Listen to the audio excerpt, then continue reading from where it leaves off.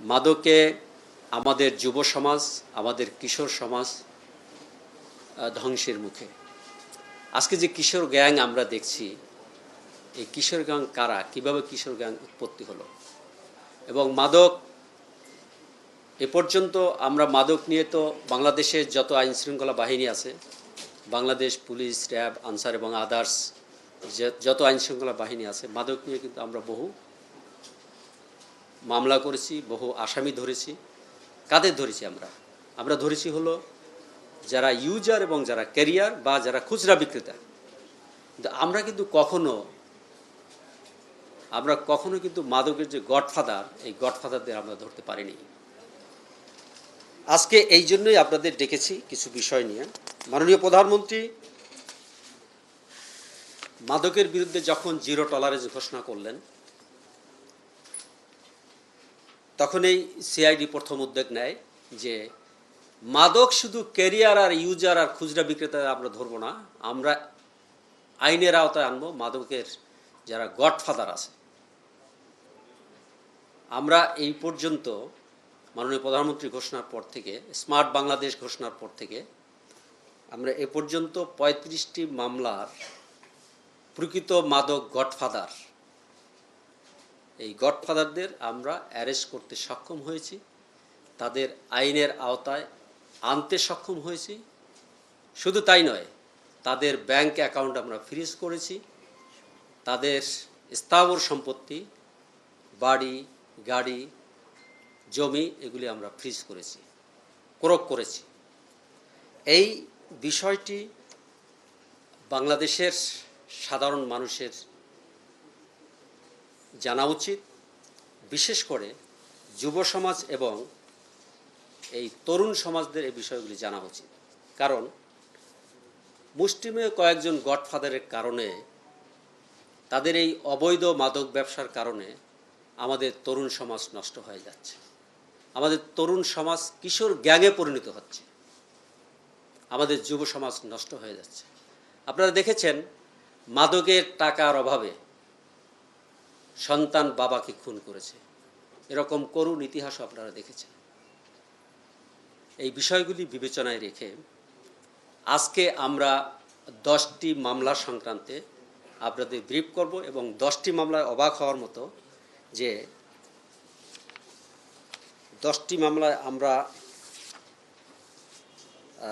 যে পরিমাণ 10টি মামলায় যে গডফাদার, এই গডফাদারদের আমরা অ্যারেস্ট করেছি, এবং আমরা যে মামলাগুলি হাতে নিয়েছি, মামলাগুলি তদন্ত চলমান, এবং কিছু চার্জশিট হয়েছে, কিছু আসামি অ্যারেস্ট হয়েছে, আবার কিছু মামলা চার্জ ফ্রেমও হয়েছে।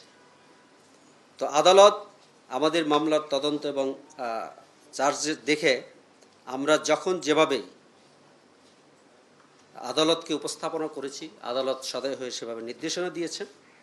আমরা এ যাবৎ মোট 122 জন আসামিকে গ্রেপ্তার করেছি। এর মধ্যে এজাহারনামী হলো 67 জন, আর জামিনে আছে 20 জন। আর এই মামলা থেকে আমরা টোটাল যে পরিমাণ সম্পত্তি ক্রোক করেছি, টোটাল সম্পত্তি হলো 9.14 একর জমি, 2টি বাড়ি, যার মূল্য হলো 8,11,00,000 টাকা। আর ক্রোকের প্রক্রিয়াধীন যেটা আছে এখন, এগুলো আমরা করা হয়ে গেছে। ক্রোকের প্রক্রিয়াধীন যেটা আমরা কোর্টে প্লেস করেছি, সে 35.17 একর জমি, 12টি বাড়ি, 1টি গাড়ি, যার মূল্য হলো 36.82 কোটি টাকা। আর ব্যাংক অ্যাকাউন্ট আমরা ফ্রিজ করেছি। তো ব্যাংকে পেয়েছি আমরা এ পর্যন্ত 1,01,23,425 টাকা। আমরা কয়েকটা ব্যাংক অ্যাকাউন্ট ফ্রিজ করেছি। তো নর্মালি অবৈধভাবে মাদক থেকে অর্জিত যে টাকা, এই টাকা দিয়ে সাথে সাথে তারা অন্য ব্যবসায় এনগেজ করে দেয়, বিশেষ করে জায়গা জমি কেনে বা আত্মীয় স্বজনদের দেয় বা অনেকে বিদেশে পাঠায়। তো এই হিসাবে আমরা টোটাল 178,44,00,000 টাকার মালামাল আমরা ক্রোক এবং জব্দ এবং ফ্রিজ করেছি। তো এই বিষয়টি আজকে আপনাদের নিয়ে আমাদের বসার যে উদ্দেশ্য, উদ্দেশ্য হলো, দেখেন আপনারা যদি সেই ফ্যান্সিডিল ইয়াবা থেকে শুরু করেন, হাতে গোনা কয়েকজন গডফাদারদের কারণেই কিন্তু যুব সমাজটা নষ্ট হয়ে যাচ্ছে। এদের আগে থেকেই যদি আমরা আইনের আওতায় আনতে পারতাম তাহলে হয়তো এত ব্যাপকতা পেত না। যাই হোক, আমরা সিআইডি প্রথম এই কাজটা হাত দিয়েছে এবং সিআইডি গডফাদারদের আইনের আওতায় আনতে সক্ষম হয়েছে। অবশ্যই আমরা যেটাই আমরা পাবো সেটাই আমরা নেব। যেমন তার ভাই কি শুকুর না, শুকুর, হ্যাঁ, তার অনুসারীও আছে এবং তার ভাইরাও আছে, তাদের কিন্তু আমরা আইনের আওতায় নিয়ে আসছি। যদি পেয়েছি কি আব্দুল শুকুর, তাই না? আব্দুল শুকুর এবং আমিনুর রহমান, এই দুজন সম্ভবত তার ভাই। আচ্ছা, এই নাম তাদের ইন্টারোগেশনে যদি নাম আসে আমরাও তাকে অ্যারেস্ট করব, কোনো রকম ছাড় দেওয়া হবে না। মাদকের বিষয়ে কাউকে কোনো রকম ছাড় দেওয়া হবে না। আব্দুর রহমান এবং আরেকজন, তাদেরকে আপনারা কি হিসেবে পেয়েছেন, মানে তারা কি, এই ভূমিকাটা কি তাদের কাছে মাদকের সঙ্গে? এই আব্দুর রহমান, আব্দুল শুকুর এবং আমিনুর রহমান, এরা যে কাজটা করে, এরা হলো বিভিন্ন ওয়ে, আমি আপনারা বুঝতেছেন বোধহয়, ওপার থেকে বার্মা থেকে বিভিন্ন ওয়ে চলে আসে এখানে।